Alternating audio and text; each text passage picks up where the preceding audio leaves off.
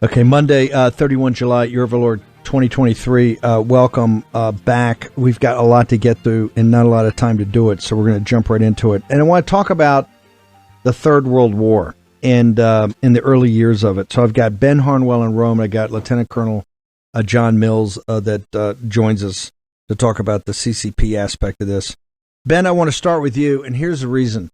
Yesterday, the Mac Daddy on Drudge, and I realize Drudge is not everybody's cup of tea. It's really become kind of a elitist, support the establishment site over the last couple of years, ever since President Trump won back in 2016.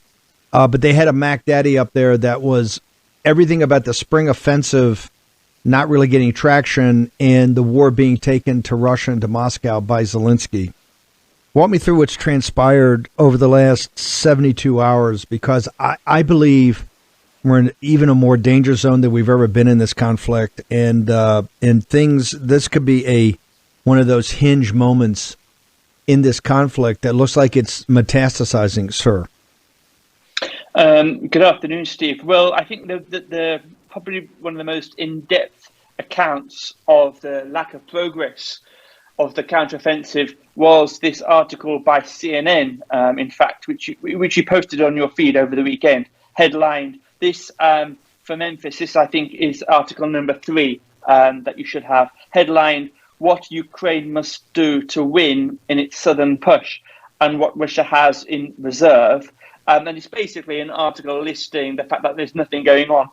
I thought, Steve, the piece of text which jumped out on the page and caught my attention here was an account from an analyst called Franz-Stefan Gadi that CNN refers to as having actually been to the front lines of the war and has had extensive conversations with the Ukrainian military. And here's what Gadi has to say. He says, "It's not just about equipment.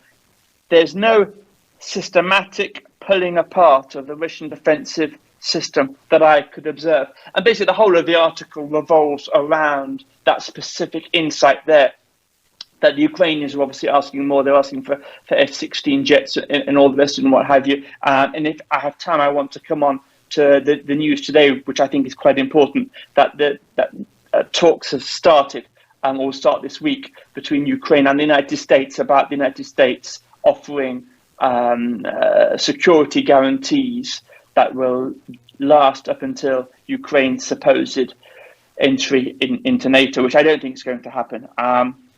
But I don't want to. But hang on, I don't want to bury. I don't want to bury the lead here in the CNN piece, because the people they talked to, particularly this guy that had been to the front and spent a lot of time, it looked like from the beginning of the spring offensive, he was talking about the depth of the Russian defenses, the minefields, everything, and eventually said, "Hey, there'd been an effort, but unlike a lot of what the Western media has been portraying, this spring offensive really is not." And he made a point, I think it was him in this article, that we've been preaching on here, that combined arms is very difficult. You heard all this happy talk about air support. You heard all this talk about we're going to give them Bradley fighting vehicles. We had to give them tanks. And I said, look, if you look at the Battle of Normandy that we're honoring, the 79th anniversary of the last couple of months we've been talking about, not D-Day, but the whole battle. This was the problem with the American Army. The American Army had been trained to take the beach, but there wasn't enough time to train them on this quite complicated combined arms of armor and infantry and artillery and close air support. It's incredibly sophisticated. It's complicated. It's maneuver warfare. And this guy in the article just kept saying they're not ready for it. They do things in piecemeal, what you think an army does. And we'll get Mills in here in a second. What an army does when they're not particularly well trained. They do one part, then they do the other part. It's not even their fault. It takes years to do this. Ben Harnwell. There is a phrase in here from George Barros of the Institute for the Study of War. So we're still talking referring to this article by CNN here. And by the way, this Institute for the Study of the War, it has actually produced some good research on the present Ukrainian conflict. He says, "We have not seen any evidence of a battalion-level attack, and certainly no brigade-level attacks.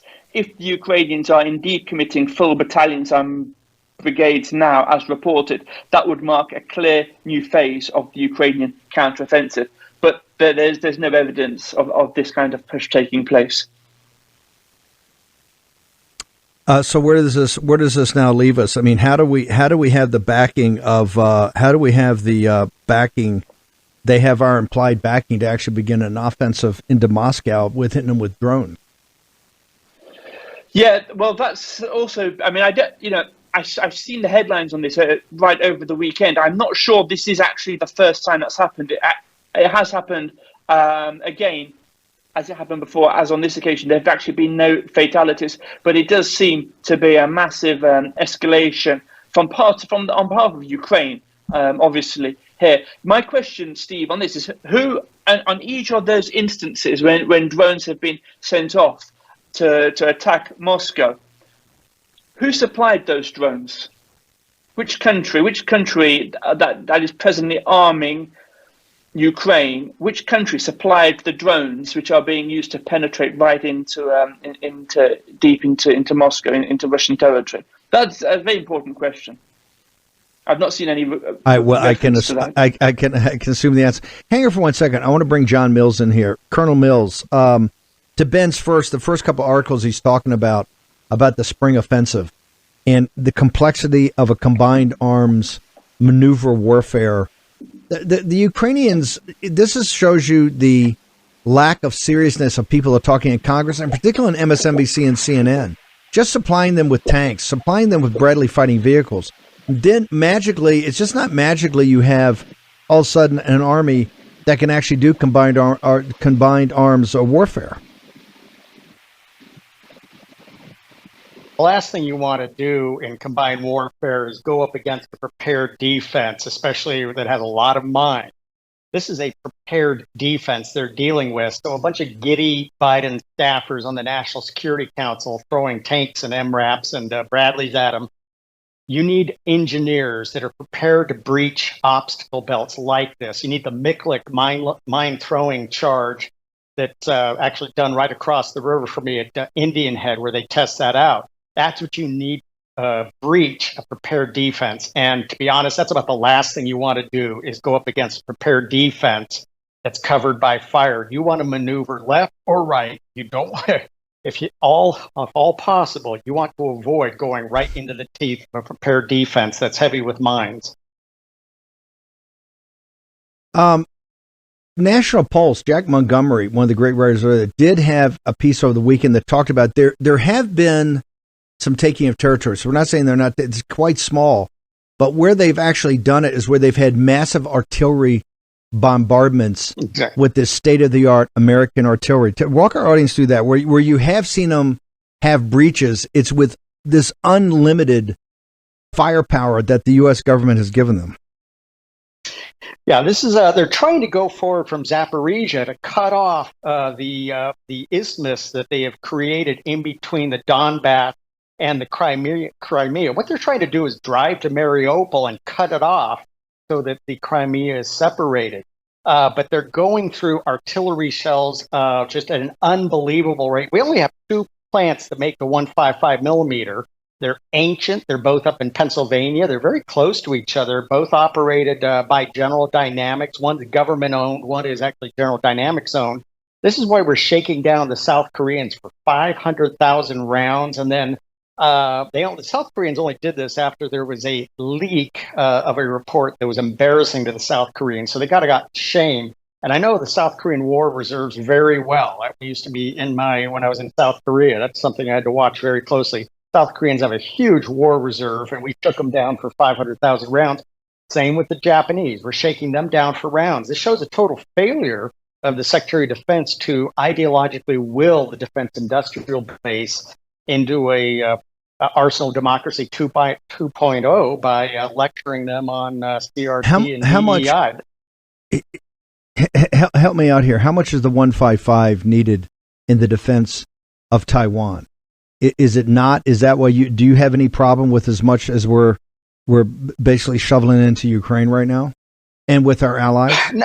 The 155 will offer terrific support, out to about 18 miles with the old rounds. Now there's upgraded and super duper rounds that can reach out potentially out to about 30 to 50 miles. So that's actually a pretty basic core defense the Taiwanese will need to throw up a wall of steel when the Chinese attempt to move their hodgepodge of civilian ferries toward the Chinese coast. Well, this is my point. So hang on. This is my point. Is the wall of steel that we're going to need in Taiwan, is that being impacted right now? Because where you're seeing advances from the Ukrainian military, it is an unrelenting barrage of basically American artillery and artillery shells. Right now, do you think that wall of steel we need in Taiwan is being impacted by the beginnings of the spring offensive? Oh, absolutely. And several other line items that are being significantly affected. HIMARS, those rounds go out to, you could almost reach the Chinese coast with the, depending on which HIMARS rocket round you're talking about. And they're trying to they're trying to create another 500 launch units, not just the rocket, the launch unit. Okay.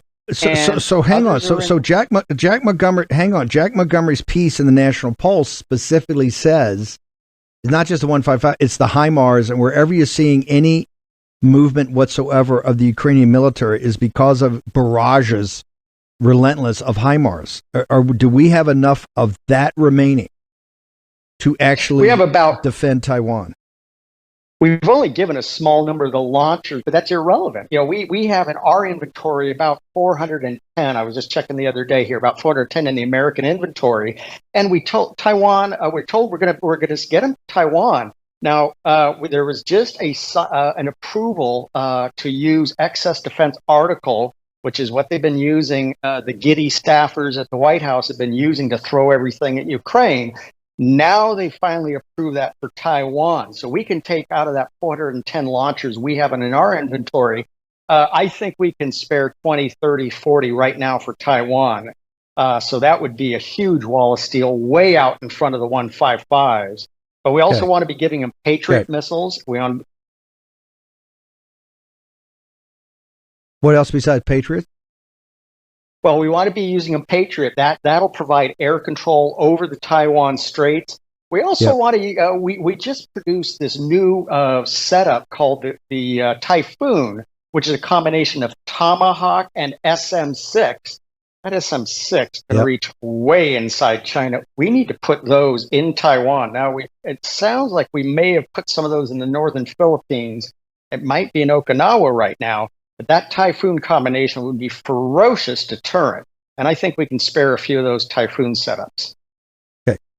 Colonel, hang on for 1 second, because I want to pivot back to Ben Harnwell. So Ben, the state of play is I've got a spring offensive that's either ground to a halt or where it has been successful is in back of intense artillery barrages, but still hasn't taken a lot of territory, and more importantly, hasn't opened up the front for the combined arms maneuver warfare that's going to be necessary for the Ukrainians to take back any territory.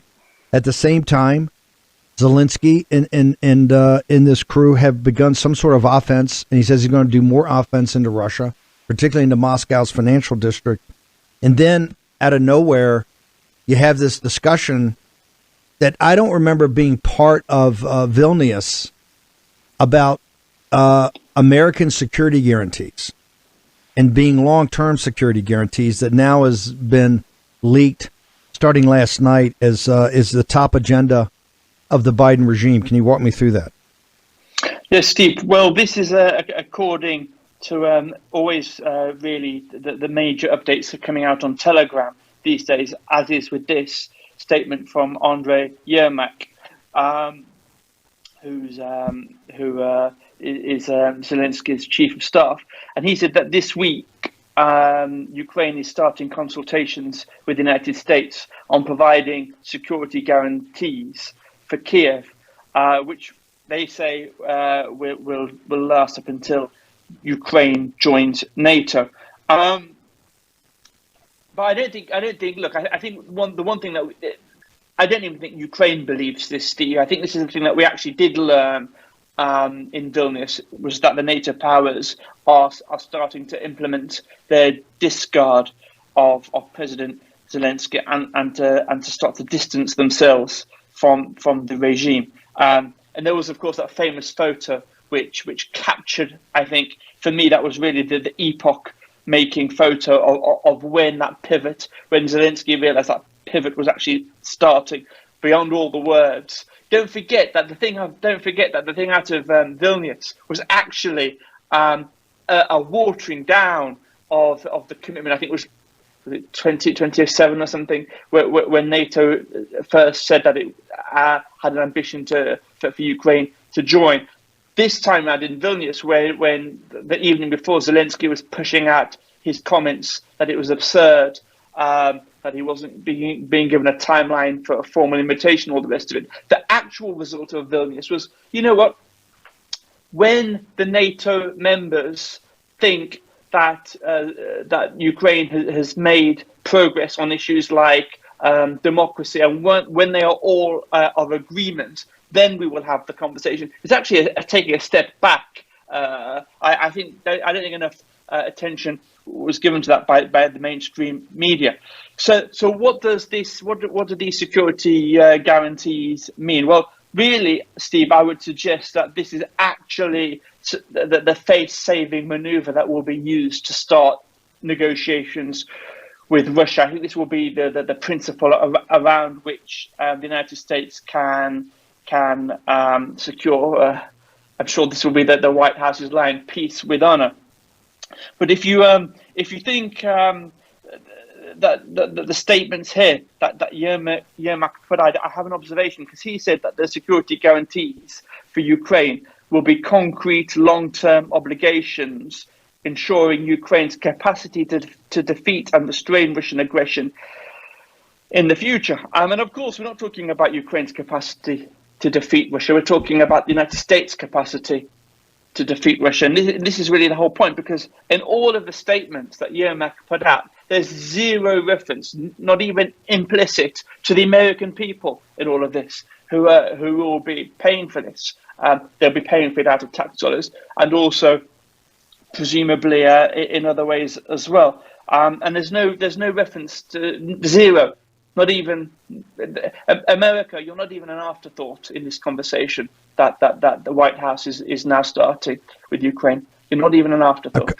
A couple of things. The reason I think that there's nothing, and I've got it to Memphis here late, but I want to put it up whenever you get it. Axios, the lead story in Axios this morning, is about how the Republican base has now shifted dramatically to an America first, and that there are beyond lukewarm on Ukraine. There are many voices in a big part of the party, particularly in the primary, that are just adamant about, we spent too much money, we're too involved in this kinetic war, and they want to bring things ahead. I think the Biden regime, what they're doing is trying to get ahead of this. They're going to try to cut a long-term security arrangement that is tantamount to having bringing Ukraine in as an ally without having to go to the Senate and get approval of two-thirds approval of an alliance, of a treaty.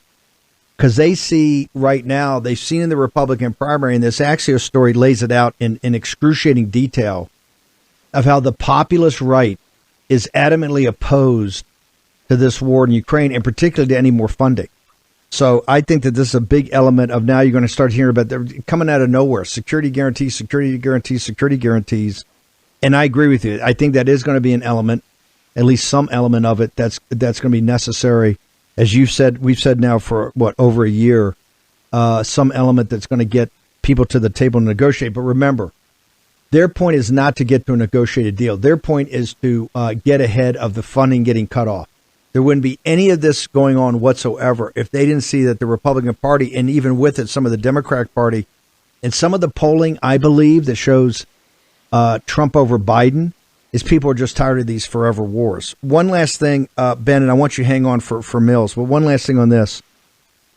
You've been the best. Your called shot about Wagner on the very day it happened on this show was pretty amazing. But now I got Wagner, with all the American money we're putting into the training of these military forces in Western Africa, you now have the situation in Niger. Who pops up? Your favorite guy, the head of the Wagner group. I thought he was banned forever from doing anything with Putin or anything with Russia. And next thing you know, he looks like he's leading the Russian engagement and involvement in Niger and other contiguous states around Niger. Sir, this is fascinating, Steve. Really fascinating. And the War Room posse will be watching this particular development with a great deal of bemusement, I think. So here's this article here is an article by John Gitzi, who's the chief political columnist of Newsmax, and he's reporting on an article in the Financial Times on Friday, expressing great surprise that, as you say, here's a man who, Yevgeny Prigozhin, if he has a single preoccupation, one would have thought, if one only formed their opinions reading the mainstream press, that this guy would be spending all his time avoiding rooftops and avoiding windows. But far from it. He's there in St. Petersburg at this meeting that President Putin hosted with 21 heads of state and heads of government from Africa, and in a hotel which was it is owned by one of Prigozhin's relatives. There's this photograph that has emerged and pushed out on Twitter with Prigozhin sort of laughing and shaking hands with the chief of protocol from the Central African Republic. And I'm just going to quote the Newsmax analysis on this, bearing in mind that, as you say, that we've been pushing a particular theory on the whole escapade from June the 24th, the day of the so-called coup onwards. I'm interested to see that this is now sort of filtering through to the rest of the press. I will just simply read this quote because Newsmax hasn't been particularly heavy on this idea, but the observation is this: the presence of Prigozhin, widely reported to be in exile in Belarus following the reported mutiny in Russia, raised immediate questions as to just what the uprising against Putin was all about. How serious, for example, was the Wagner Group's uprising against Putin, which concluded with the Russian strongman's denunciation of the insurgents and Prigozhin and many of his team settling in Belarus? Well, Steve, the question is perfectly made, but I think the War Room had started to unpack this some time ago. But I'm delighted to see now that sort of out in the other sort of our fellow journalists in the mainstream media that these questions, and it's a serious question, Steve. It is a very serious question. It's starting to be raised. No. Look, and I think we do the best job of it, but I would tell you it's a wilderness of mirrors. You can't trust anything that's coming out from either side. There are always misdirection plays, but I will tell you it's pretty obvious, Ben, for the Siegfried line defense that the Russians have built in eastern Ukraine, that the Ukrainian military, with all the training and might of the American army, is finding incredibly difficult to penetrate. You don't need the Wagner, really special forces, barbarians defending that. You can do that with other troops. The movement of Wagner into Belarus, and as you say, 49 miles from Kiev, is a major strategic. And you've seen this guy, the head of Wagner Group, Prigozhin, he's everywhere. He's in every meeting. He's down in Africa, etc. Yeah. Ben, I know you got to bounce. I really appreciate you doing this. Colonel Mills got a lot. We're going to deal with the CCP. How do people get your analysis? Particularly, we're putting up great content, exclusive content on the site every day through the emails. Where do people go? Steve, for the emails, and Joe Allen had a great article out a couple of days ago. For that, you just need to go onto warroom.org and register your email address. For my observation analysis, come to find me on Getter, the best social media app in the world, and simply type in my surname there, Harnwell, at Harnwell. That's where I am, at Harnwell on Getter. And I've got some. If you look at the most recent posts I've put out, even if I say so myself, my most recent sort of analysis is absolutely excellent. I strongly recommend it. Thanks, Steve. Thanks so much. God bless. Thank you. I love the guy who gives his own reviews. Thank you very much, Ben Harnwell. Okay, we're celebrating American music. our country. Today, it's Paul Robeson in the song Joe Hill. We're going to leave you in this segment with Paul Robeson in this classic rendition of Joe Hill. We're going to come back. Colonel Mills is going to be with us, and we're going to have Tim Alberino is going to join us next. To kill a man, says Joe, I didn't die. Says Joe, I didn't die. And standing there as big as life, and smiling with his eyes, says Joe, what they can never kill, went on to organize, went on to organize. From San Diego up to Maine, in every mine and mill, where workers strike and organize, it's there you'll find Joe Hill. It's there you'll find Joe Hill. I dreamed I saw Joe Hill last night, alive as you and me. Says I, but Joe, you're 10 years dead. I never died, says he. I never died, says.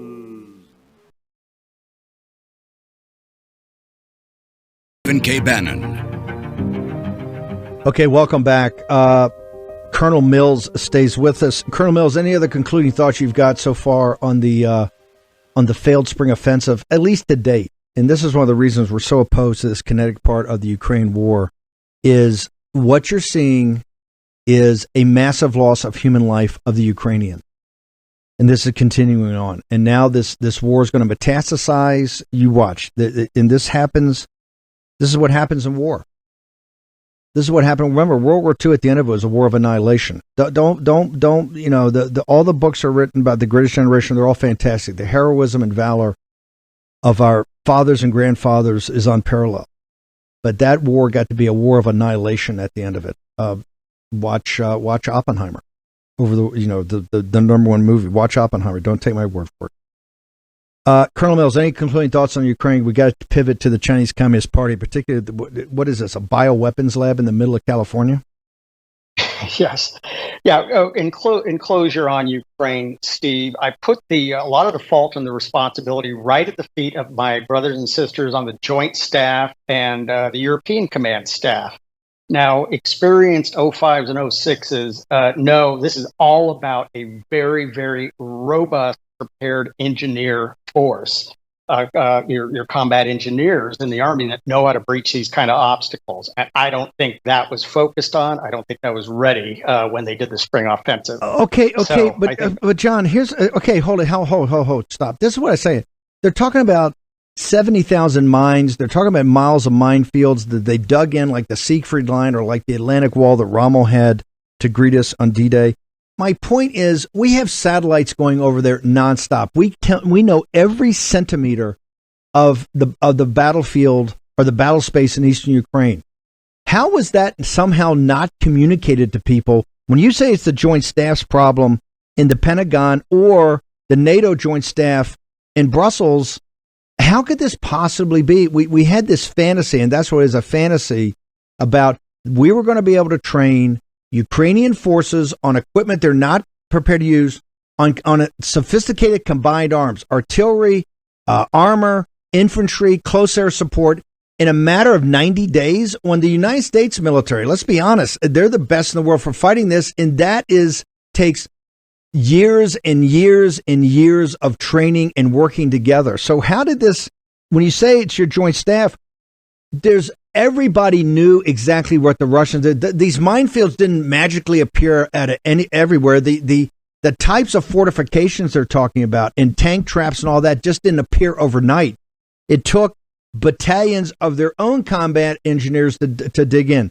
Why was this information either withheld from the Ukrainian forces or somehow not caught by the Joint Staffs? Colonel Mills. One word, Steve: wokeness. It has destroyed strategic clarity of thought. Wokeness has destroyed strategic clarity of thought in these matters. The Joint Staff was the best staff in the universe. It's never been better, and it's been destroyed systematically. They knew about this. They failed to apply it. They failed to fully brief the hires, the Ukrainians, everybody. Yeah. It's just shameful. Hey, Colonel, I want to get into the CCP in this biolab, but I'm running out of time. Give me 2 or 3 minutes on what we're looking at, and I'm going to have you back on tomorrow, because this is pretty shocking. How did essentially a bioweapons lab appear out of nowhere? This is another thing. People, the administrative state and deep state monitors every breathing individual, all your digital. How did this lab pop up in the middle of California with the types of things that we're finding out is now in there, sir? Owned by people that are associated with and or part of the Chinese Communist Party, sir? This is the term advance force, which I was checking the Joint Staff public-facing website this morning. Guess what? Joint Pub 3 is now no longer public-facing, nor is the Special Operations Joint Pub 3.05. Why? Because the Chinese read everything. Advance force is everything you do in preparation in advance of conflict. This is phase 0 or phase 0 minus. You prep the battlefield. And so guess what? We were very good at it. They've been reading our doctrine literature. This biolab is advanced force operations. Advanced force could take many forms. It can be cyber. Now we got Volt Typhoon.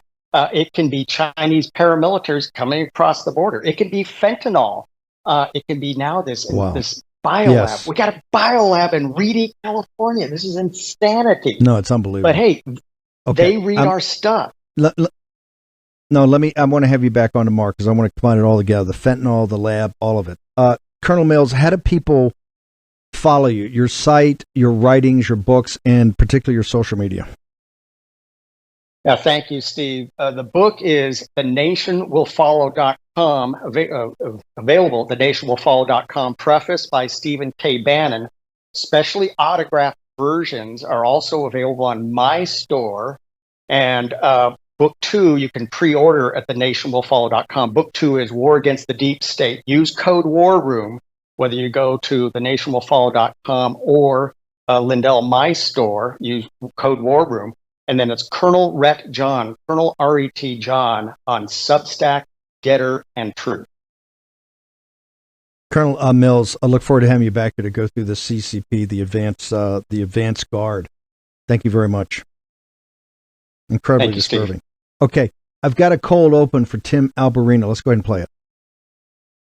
How do you know that these were not our aircraft? Some of the behaviors that we saw in a working area, we would see these objects being at 0.0 Mach, that's 0 airspeed, over certain pieces of the ground. So what that means, just like a river, if you throw a bobber in, it's going to float downstream. These objects were staying completely stationary in Category 4 hurricane winds.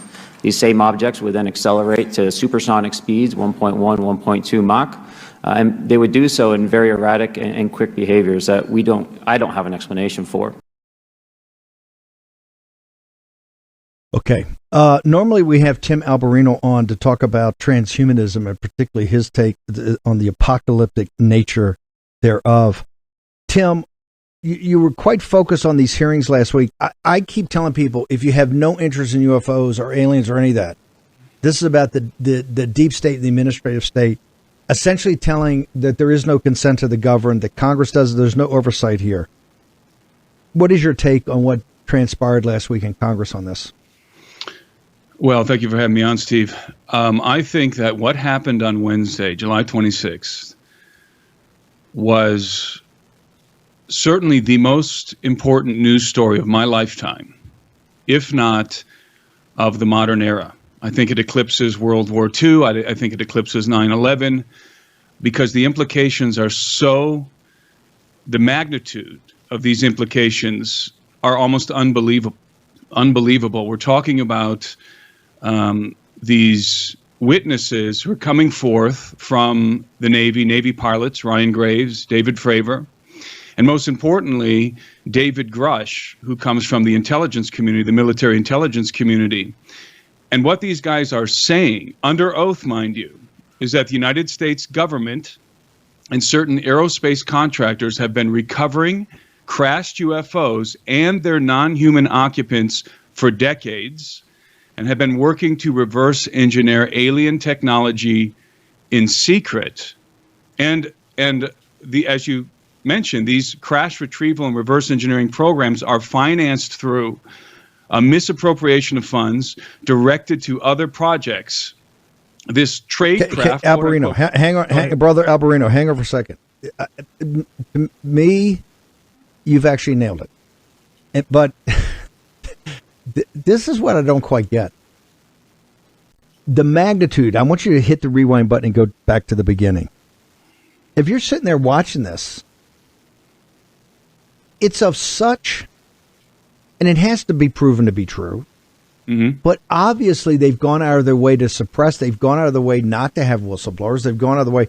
And here's, how do I know that?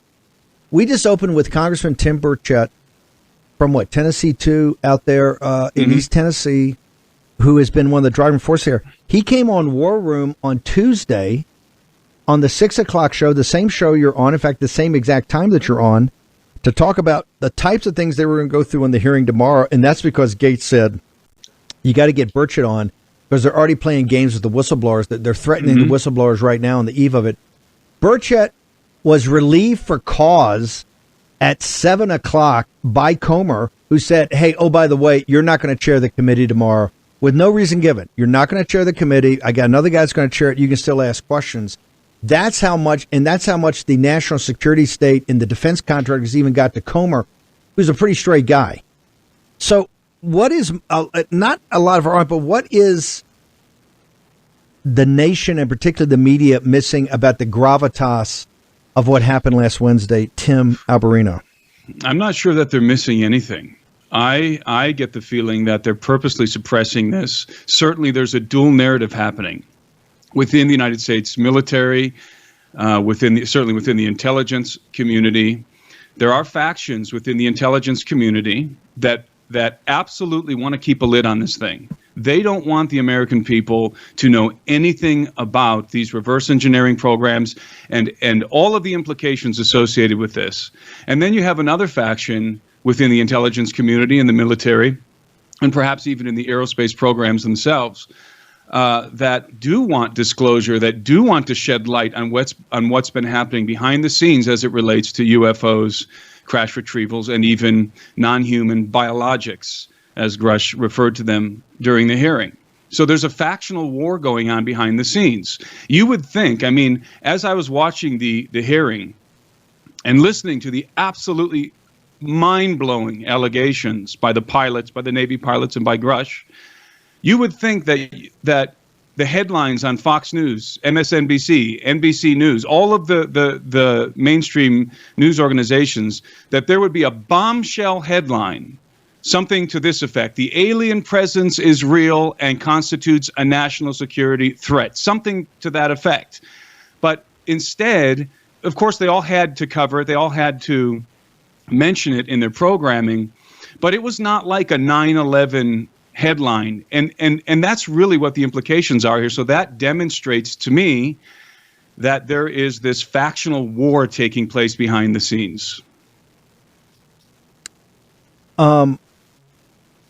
Your book Birthright is so important when we talk about the transhumanist element of this, because you talk about in a spiritual and a religious context.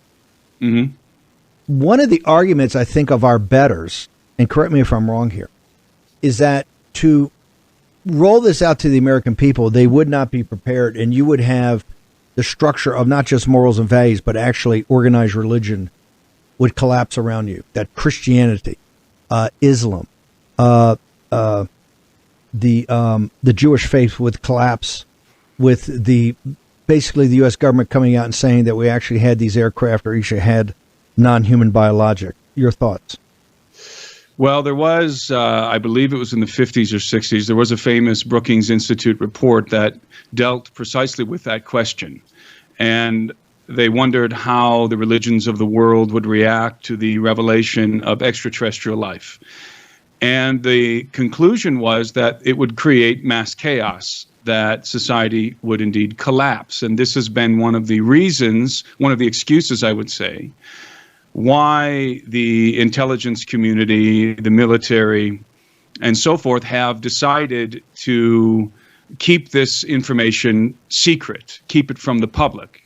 And to some extent, that might make sense. But this is, when you talk about the deep state, Steve, I call it the dumb state, because I believe that these secret access programs are being carried out in deep underground military bases, in these secret underground installations. And so I call it the dumb state. And I think it supersedes the deep state. I think this is as deep as it goes, no pun intended.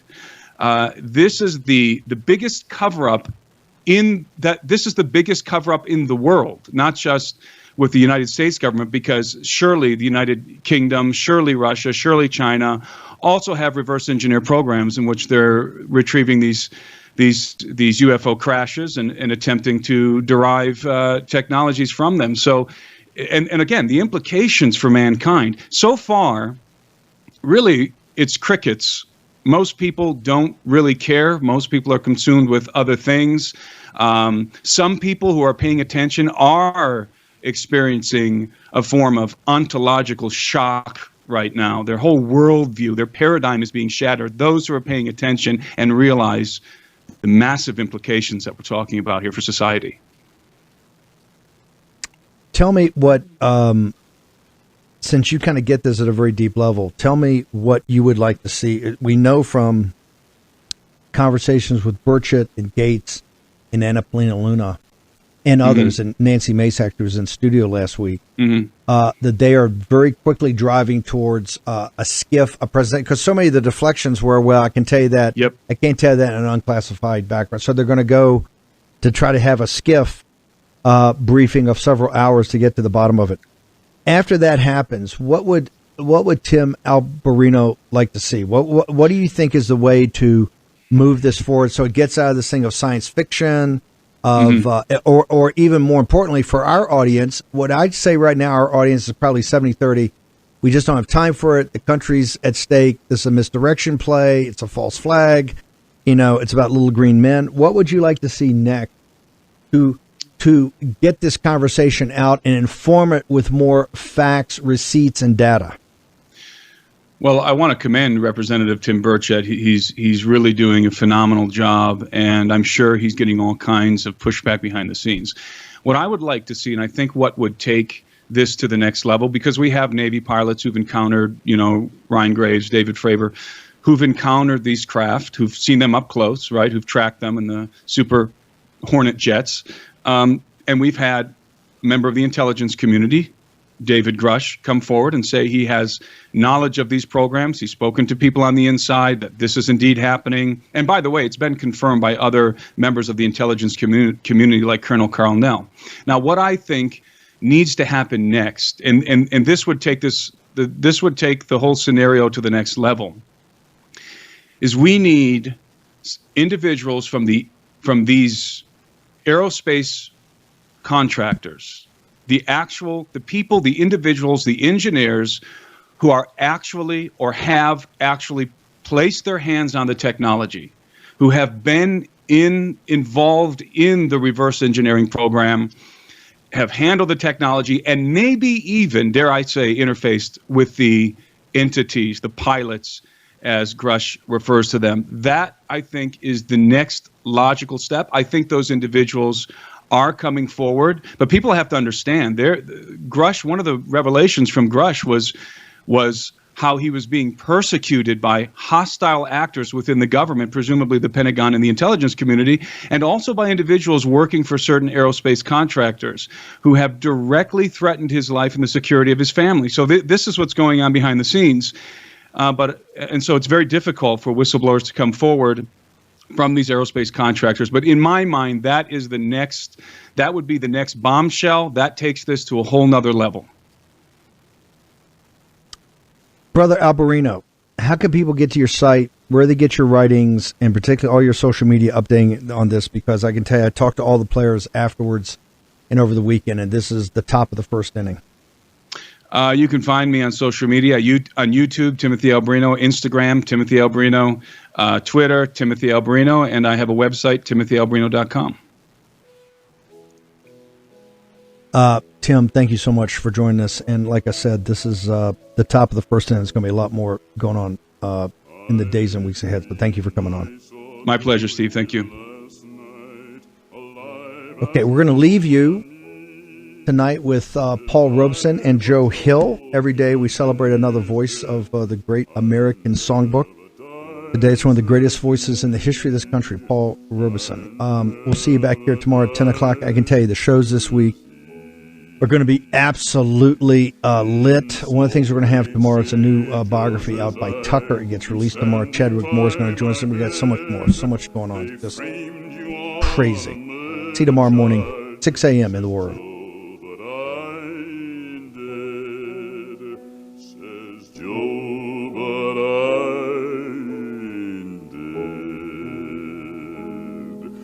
The copper bosses killed you, Joe. They shot you, Joe, says I.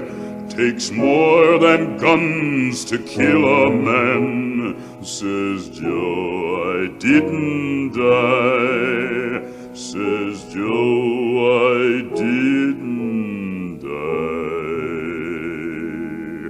And standing there as big as life, and smiling with his eyes, says Joe, what they can never kill, went on to organize, went on to organize. From San Diego up to Maine, in every mine and mill, where workers strike and organize, it's there you'll find your hill. It's there you'll find your hill. I dreamed I saw Joe Hill last night, alive as you and me. Says I, but Joe, you're 10 years dead. I never died, says he.